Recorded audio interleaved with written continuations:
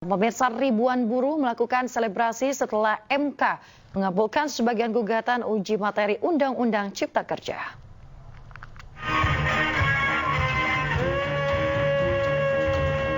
Massa buruh yang berunjuk rasa di kawasan Patung Kuda Jakarta bersorak ria usai MK mengabulkan gugatan soal Undang-Undang Cipta Kerja. Massa tampak sujud syukur dan bersorak usai MK mengabulkan gugatan soal aturan tenaga kerja asing di Indonesia. Sebelumnya Mahkamah Konstitusi menggelar sidang putusan hasil uji materi Undang-Undang Cipta Kerja. Uji materi dalam sidang ini dilakukan untuk mengkaji ulang klaster peraturan ketenaga kerjaan yang dianggap merugikan pekerja. Diketahui uji materi terhadap Undang-Undang Cipta Kerja ini diajukan oleh Partai Buruh yang menggugat sebanyak 93 petitum atau tuntutan. Di antaranya adalah masuknya tenaga kerja asing, kontrak kerja, sistem kerja outsourcing, upah murah, pesangon rendah, dihapusnya beberapa cuti panjang dan hak-hak pekerja wanita. Terkait hal itu, MK setidaknya mengabulkan pengujian konstitusional 21 norma dalam Undang-Undang Cipta Kerja yang dimohonkan. Sementara itu, satu pasal yang dimohonkan tidak dapat diterima sedangkan permohonan selain dan selebihnya ditolak karena tidak beralasan menurut hukum. 9 hakim menyatakan bahwa 22 norma hukum di Omnibus Law Undang-Undang Cipta Kerja, khususnya klaster ketenaga kerjaan, adalah tidak berkekuatan hukum lagi. Jadi dengan kata lain, inkonstitusional. Walaupun ada sebagian yang masih dinyatakan inkonstitusional bersyarat. Tapi secara umum dinyatakan inkonstitusional. Perintahnya paling lambat 2 tahun ke depan, itu ada satu undang-undang yang baru yang mengatur tentang dunia ketenaga kerjaan, tentang kita. Atas keputusan itu, Massa buruh akan mengirim karangan bunga ke MK sebagai ucapan terima kasih. Dari Jakarta, tim liputan iNews melaporkan. Pemirsa, ribuan orang yang tergabung dalam Aliansi Masyarakat Jawa Tengah menggeruduk Pengadilan Negeri Batang, Jawa Tengah. Massa menutup jalan arteri Pantura Batang menuntut 3 hakim dicopot karena membebaskan terdakwa kasus mafia tanah.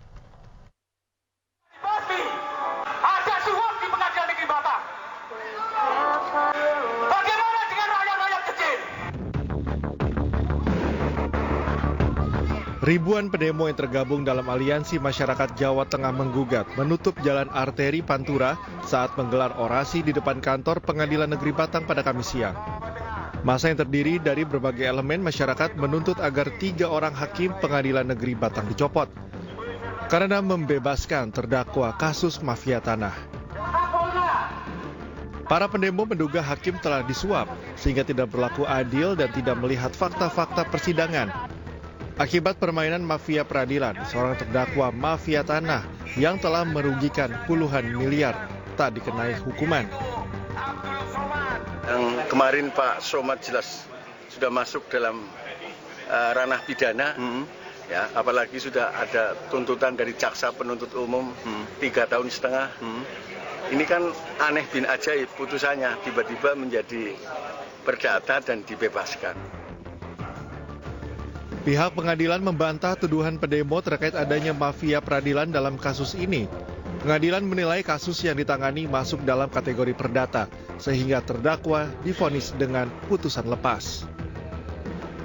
Itu sebetulnya bukan putusan bebas, melainkan putusan lepas. Ya, jadi artinya sebetulnya putusan itu ada 3 macam, yaitu putusan bebas, putusan lepas atau biasa disebut onslah, dan putusan pemidanaan. Massa mengancam akan kembali menggelar aksi dengan massa lebih banyak jika tuntutan mereka tidak dipenuhi. Pendemo juga akan melaporkan para hakim dengan berkirim surat kepada Komisi Yudisial dan Mahkamah Agung, bahkan hingga ke Presiden Prabowo Subianto. Dari Batang, Jawa Tengah, Suryono Soekarno, iNews melaporkan. Pemirsa, massa berunjuk rasa memprotes Ketua PGRI Konawe Selatan yang mengeluarkan surat edaran boykot untuk menginstruksikan seluruh sekolah dasar di Kecamatan Baito tidak menerima anak berinisial CD terduga korban kekerasan guru Supriyadi. Selain berunjuk rasa, pemirsa, massa juga melaporkan Ketua PGRI Konawe Selatan ke polisi. Berdasarkan undang-undang tahun berdasarkan undang-undang akan mendapat beberapa gangguan mental Masa aksi dari Barisan Pemuda Pemerhati Daerah Sulawesi Tenggara menggelar aksi unjuk rasa di kantor Polda Sulawesi Tenggara pada Kamis siang.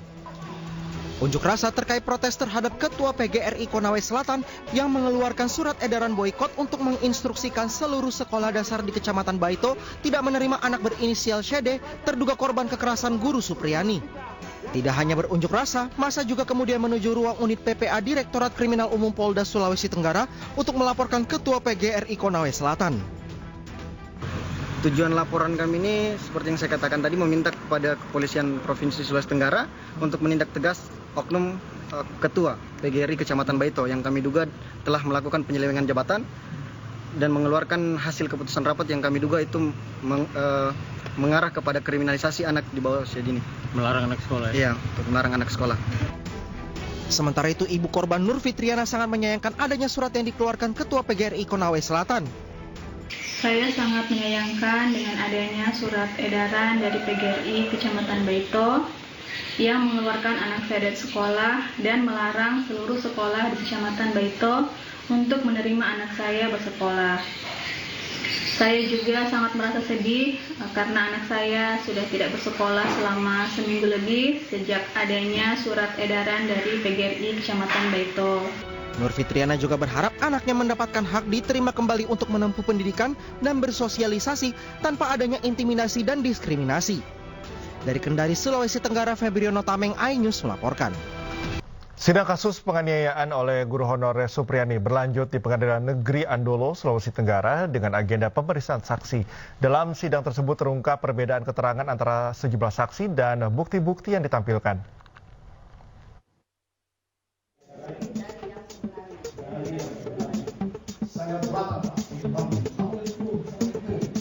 Sebanyak 5 orang saksi dihadirkan oleh Jaksa Penuntut Umum dalam sidang keempat guru honorer Supriyani di Pengadilan Negeri Andolo, Konawe Selatan, Sulawesi Tenggara. Sidang ini dilanjutkan dengan pemeriksaan saksi-saksi, diantaranya 3 orang guru dan 2 orang tua korban. Dalam sidang tersebut, JPU juga terlihat membawa alat bukti berupa sapu ijuk serta baju yang diduga dipakai korban. Dari hasil kesaksian guru diketahui, Supriyani tidak melakukan penganiayaan terhadap siswanya. Berdasarkan BAP polisi, insiden tersebut terjadi sekitar pukul 10, namun di waktu tersebut seluruh siswa sudah dinyatakan pulang. Keterangan para saksi juga berbeda dengan keterangan anak yang sebelumnya menjadi saksi. Yang ditanyakan tadi misalnya apakah ada kejadian pemukulan di jam, kan keterangan anak kan kemarin berbeda-beda, ada yang bilang pemukulan jam 8.30, ada yang tidak tahu jamnya, ada yang bilang jam 10, itu kami sudah konfirmasi semua, bahwa untuk yang jam 8.30, Ibu Lilis masih di dalam ruangan dan tidak ada kejadian apa-apa. Kemudian untuk keterangan bilang jam 10, sesuai dengan dakwaan dengan ada satu keterangan anak, jam 10 Ibu Lilis mengatakan bahwa jam 10 itu sudah pulang semua anak, karena memang jadwal pulangnya anak SD itu jam 10 ya. Sebelumnya majelis hakim menolak eksepsi kuasa hukum guru SD di Baito, Supriyani. Dalam sidang pembuktian selanjutnya, JPU akan menghadirkan 3 saksi anak dan 5 saksi dewasa. Selama proses persidangan yang melibatkan saksi anak, sidang akan digelar secara tertutup.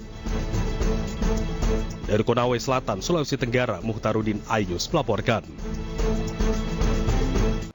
Pemirsa, pasca ditangkapnya Majelis Hakim Pengadilan Negeri Surabaya Erintua Damanik terkait perkara suap membawa angin segar bagi pencari keadilan. Salah satunya kasus yang menimpa Putri Indonesia Persahabatan 2002 Fanny Lauren Christie. Muhammad Basari Hadi yang merupakan direktur dan pemegang saham.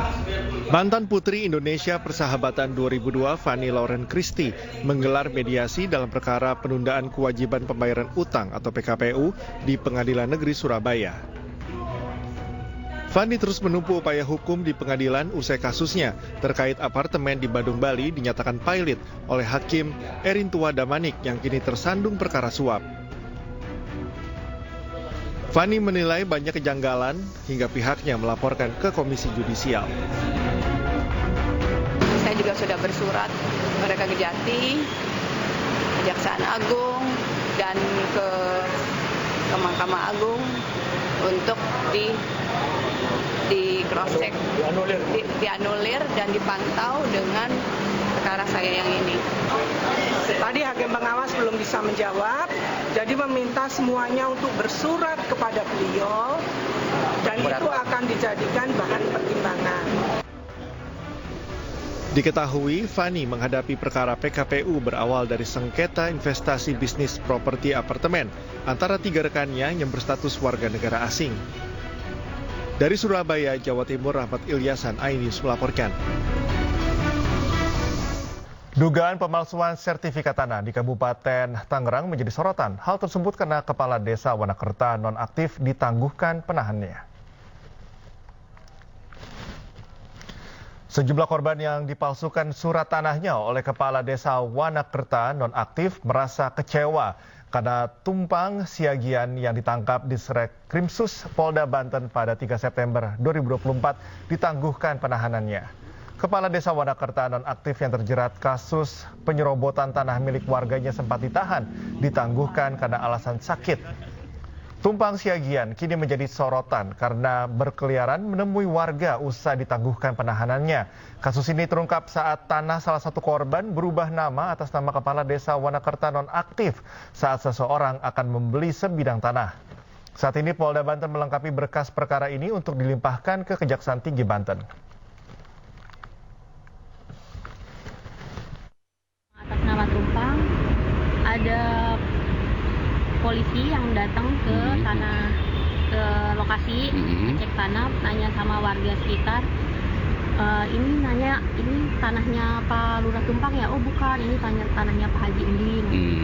Keungkapnya di situ sih Pak. Saya kecewa. Kenapa ini keluar dia bebas, bilang sakit parah ya. Di luar seenaknya aja jalan-jalan kemana-mana dia, bebas jalan-jalan. PSK atas nama TS kami lakukan penahanan dari tanggal 2 September 2024 sampai dengan 23 hari. Namun dari pihak keluarga mengajukan penahanan dengan alasan. Pemirsa, debat publik pertama pemilihan gubernur dan wakil gubernur Sumatera Utara 2024 berlangsung sengit. Dalam debat ini perang yel-yel dan saling sindir terjadi. Saya rasa harus ada tata tertib yang diikuti di sini.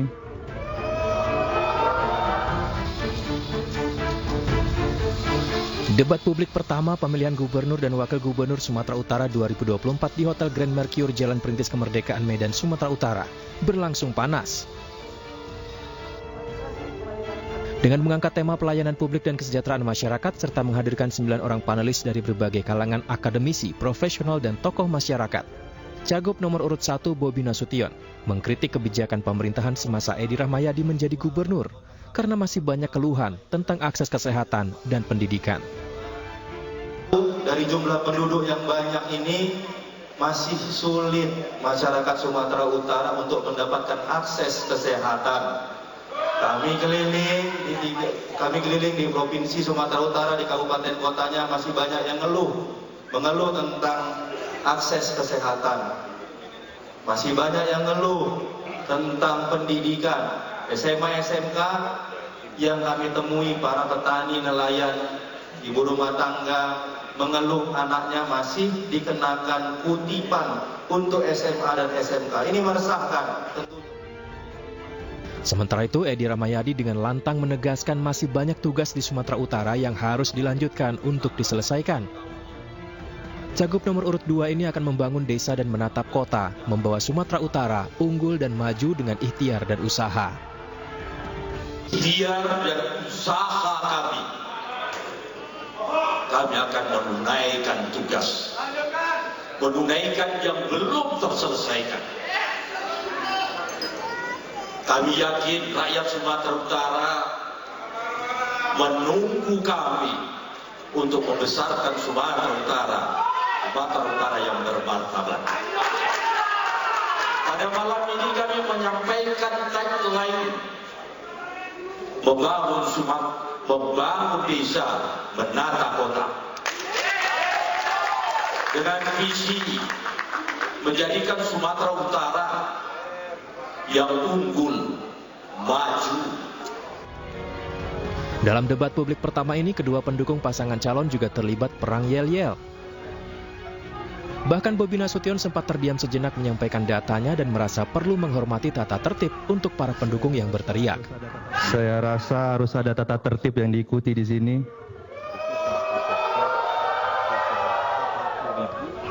Meski begitu, debat Pilgub Sumatera Utara tetap berlangsung hingga selesai. Dari Medan, Said Ilham, iNews melaporkan. Calon Gubernur Jakarta nomor urut 1 Ridwan Kamil makan bersama Presiden Prabowo Subianto.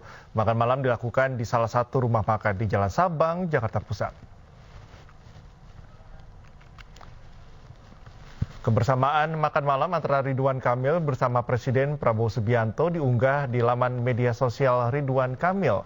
Ada beberapa pesan yang disampaikan Presiden Prabowo Subianto kepada Ridwan Kamil saat makan malam yang diselingi diskusi mengenai beberapa hal. Di antaranya agar RK tidak mudah menyerah, tetap semangat dalam tugas apapun. Makan malam yang dilakukan Ridwan Kamil bersama Presiden ini dilakukan selama 1 jam. Dalam unggahannya, Ridwan Kamil mengaku seperti menerima rezeki karena dapat makan malam serta diskusi dengan seorang Presiden. Ya, alhamdulillah diajak makan malam. Siapa yang tidak senang diajak makan malam oleh Presiden? Yang dibahas tentang IKN, yang dibahas tentang hal-hal yang sifatnya pribadi. Kan saya belum sempat ngucapin selamat secara pribadi waktu pelantikan kan di istana, tapi cuma sebentar. Alhamdulillah dikasih waktu luar biasa, ditraktir makan lagi. Enak Pak? Enak, sampai lahap beliau. Terima kasih. Makasih ya. Pemirsa, calon gubernur Jakarta nomor urut 1 Ridwan Kamil kemarin belusukan ke permukiman warga di Cakung, Jakarta Timur. RK berjanji akan memprioritaskan pembangunan rumah sakit daerah dan menggratiskan biaya sekolah swasta.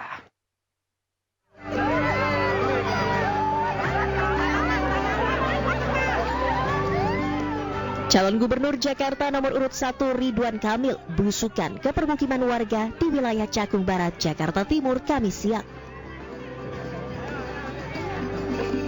Ridwan Kamil ditemani kader Partai Demokrat Acep Edi Setiawan menyusuri permukiman padat penduduk di wilayah Cakung.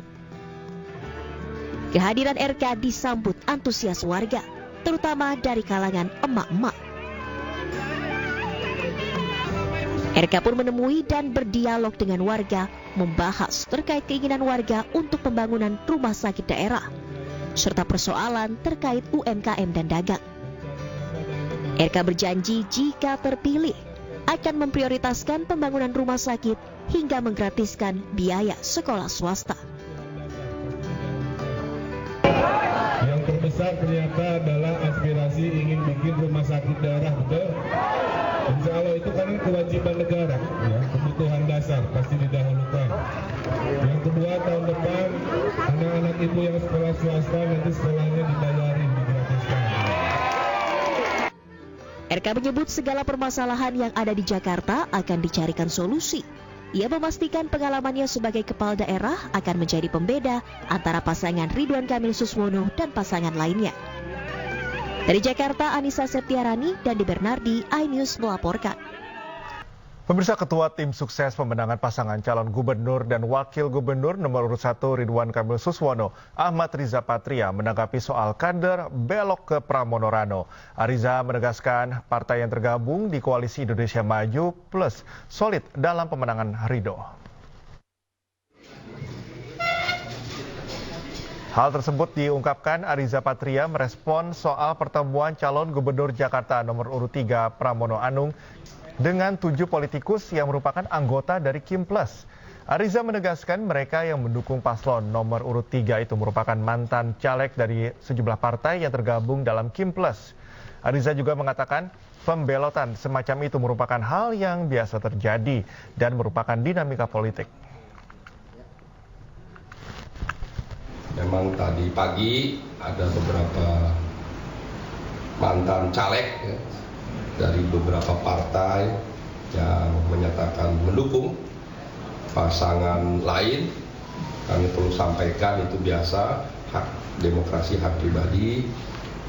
Sekalipun yang bersangkutan setelah kami cek adalah caleg-caleg dengan perolehan suara yang sangat kecil, yang tidak signifikan ya. Memang di era demokrasi ini semua punya hak yang sama, namun ada saja yang melebih-lebihkan. Makanya malam ini kami nyatakan kami semua 16 partai solid, kompak, semakin baik, semakin kuat, semakin optimis, semakin yakin. Pemirsa, calon wakil gubernur Jakarta nomor urut 3 Rano Karno atau Sidul berkampanye di daerah Pejagalan Jakarta Utara. Warga mengeluh kepada Sidul terkait kesulitan mendapatkan belangko KTP di kelurahan.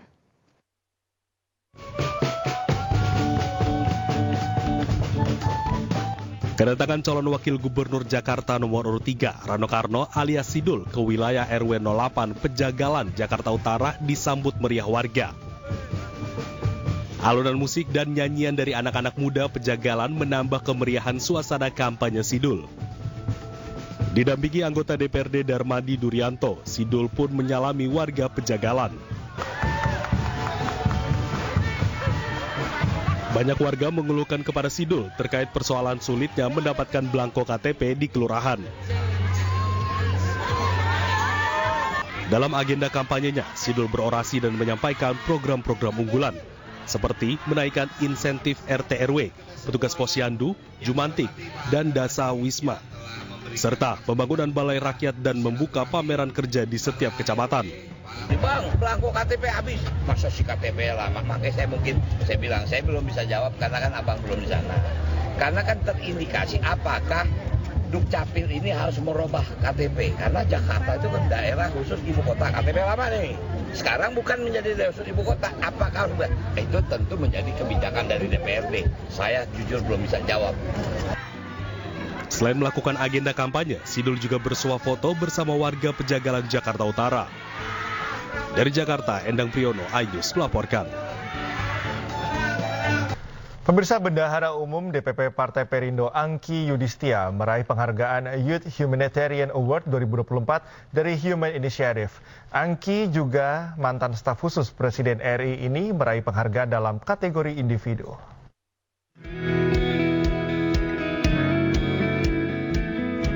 Bendahara Umum DPP Partai Perindo Angki Yudhistia kembali meraih penghargaan Youth Humanitarian Award 2024 dengan kategori individu dari Human Initiative. Dengan adanya penghargaan ini menjadi bukti nyata bahwa generasi muda bisa berkembang dengan keinginan dan keyakinan yang kuat agar berdampak lebih luas terhadap masyarakat yang membutuhkan, khususnya kelompok rentan. Ini adalah penghargaan ke-22 sepanjang karir saya.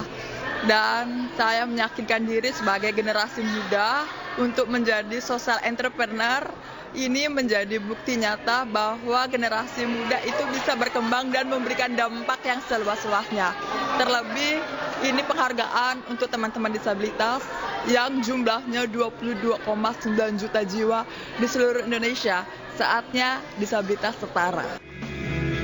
Sebelumnya, Angki Yudhistia yang juga staf khusus Presiden RI periode 2019-2024 meraih penghargaan Tanda Kehormatan Satya Lancana Wirakarya pada bulan Agustus 2024 karena telah memberikan dharma bakti yang besar kepada negara dan bangsa Indonesia sehingga dapat menjadi teladan bagi orang lain.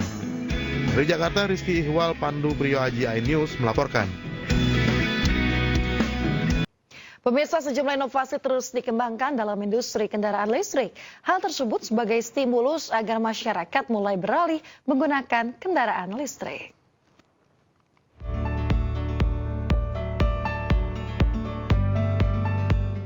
Polytron kembali hadir di Indonesia Motorcycle Show 2024 dengan membawa deretan inovasi terbaru di dunia motor listrik. Beberapa varian motor listrik unggulannya yaitu Polytron Fox R, Fox S, dan Fox R Limited Edition X Darbots yang berlangsung dari tanggal 30 Oktober hingga 3 November 2024 di ISBSD Tangerang, Banten. Dengan segala kelebihannya, ketiga varian motor listrik Polytron dibanderol dengan harga on the road Jabodetabek 18,5 hingga 43 juta rupiah. Seluruh komponen motor listrik Polytron sudah dilengkapi dengan sejumlah fitur yang menunjang aktivitas sehari-hari. Selama pameran berlangsung, Polytron juga memberikan sejumlah penawaran spesial untuk konsumen yang ingin beralih ke kendaraan listrik.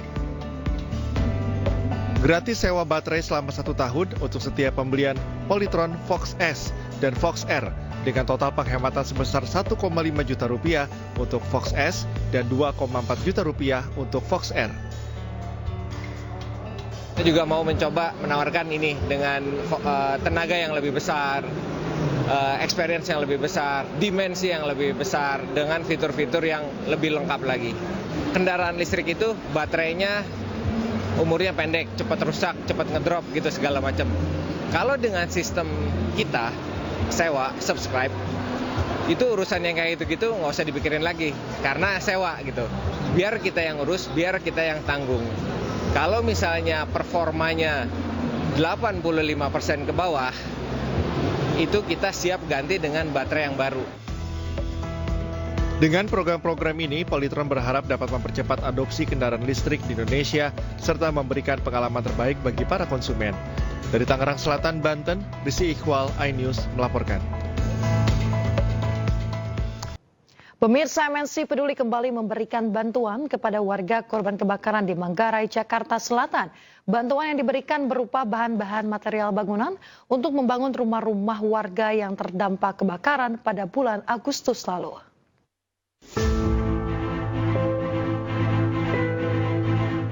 Bencana kebakaran yang menghanguskan ratusan rumah di kawasan Manggarai, Jakarta Selatan pada 13 Agustus 2024 lalu masih menyisakan duka bagi para korbannya.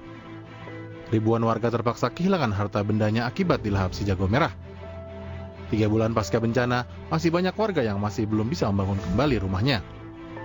Hal inilah yang mendorong MNC Peduli untuk memberikan bantuan berupa bahan material bangunan kepada beberapa warga korban kebakaran agar bisa kembali membangun rumahnya. Bantuan secara simbolis bagi para korban kebakaran Manggarai diserahkan langsung Wakil Ketua Umum MNC Peduli, Jessica Tanusudibyo di Gedung iNews Tower, Kebon Siri, Jakarta Pusat. Terima kasih banyak kepada MNC Peduli atas bantuannya kepada kami yang korban kebakaran ini. Alhamdulillah, mudah-mudahan dengan adanya bantuan ini rumah kami bisa dibangun kembali sehingga kami bisa pulang ke rumah kembali. Alhamdulillah, mudah-mudahan dengan adanya bantuan dari MNC Peduli, kami akan segera bisa melaksanakan pembangunan rumah kami kembali. Harapan saya, kami sekeluarga nanti bisa kembali ke rumah kami dan tinggal tenang di sana lagi. Bantuan dari MNC Peduli tersebut diharapkan dapat meringankan beban warga korban kebakaran di Manggarai. Tentunya ada rasa haru, rasa syukur juga karena kita bisa ikut membantu dengan apa yang kita bisa berikan, dengan bantuan yang kita berikan hari ini, harapannya bisa membantu mereka bisa kembali ke rumah mereka masing-masing dengan segera tentunya. MNC Peduli akan terus berbagi kebaikan bagi korban bencana sebagai bentuk kepedulian terhadap masyarakat. Dari Jakarta, Anggita Maura, Muhammad Paki, iNews melaporkan. Pemirsa, di tengah serangan roket yang hampir setiap hari terjadi antara Israel dengan Iran, Lebanon dan Suriah, sejumlah lembaga kemanusiaan Indonesia dan lembaga kemanusiaan internasional tetap menyalurkan bantuan kepada pengungsi Palestina di Yordania.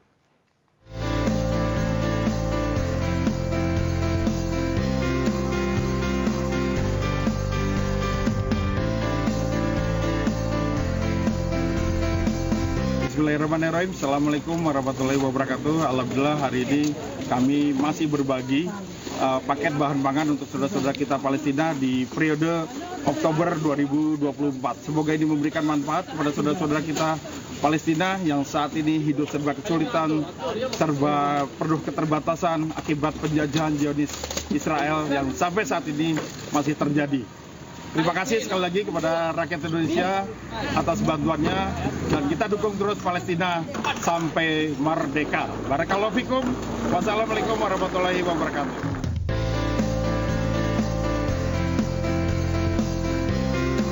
Bantuan kemanusiaan Palestina kembali didistribusikan secara langsung ke kamp-kamp pengungsian Palestina yang tersebar di sejumlah wilayah di Yordania. Dengan menggunakan truk kontainer melalui perbatasan tepi barat Yordania dengan Palestina, ribuan paket bahan pangan seperti beras, gula, daging, hingga kacang-kacangan didistribusikan kepada para pengungsi Palestina.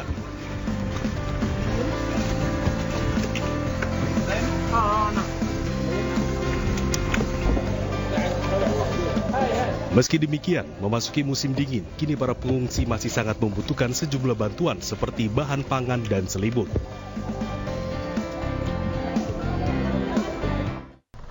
Aksi kolaborasi dilakukan agar isu kemanusiaan dapat teratasi. Indonesia saat ini masih menghadapi tantangan global dalam isu kemanusiaan.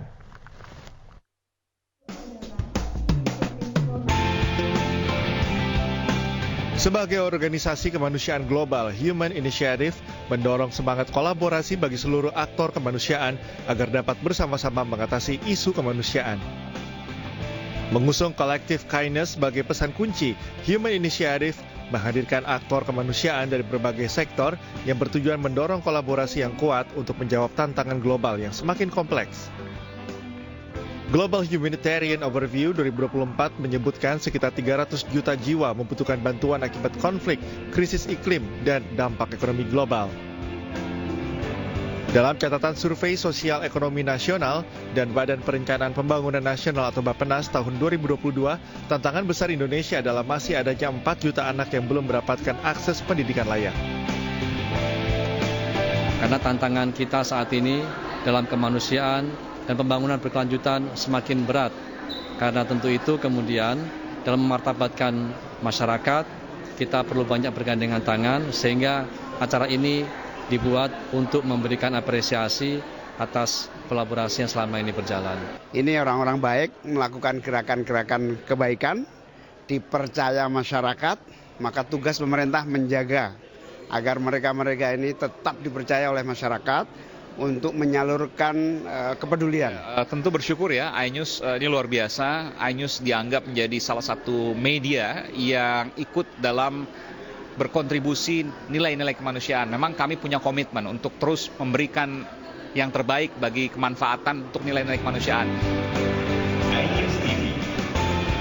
Badan Pusat Statistik atau BPS juga mencatat sebanyak 25,22 juta warga hidup di bawah garis kemiskinan. Melalui inisiatif forum, Human Initiative mengajak seluruh pelaku kemanusiaan untuk bersama-sama mengatasi masalah ini dengan semangat kolaboratif. Dari Jakarta, Rizky Ihwal, Pandu Priyo Aji, iNews melaporkan. Pemirsa, dalam rangka memperingati Hari Sumpah Pemuda, MNC Sekuritas mendonasikan komputer di Taman Bacaan Perigi, Depok, Jawa Barat. Dengan bantuan ini diharapkan anak-anak akan mendapatkan manfaat komputer di era digital untuk berbagai kegiatan positif.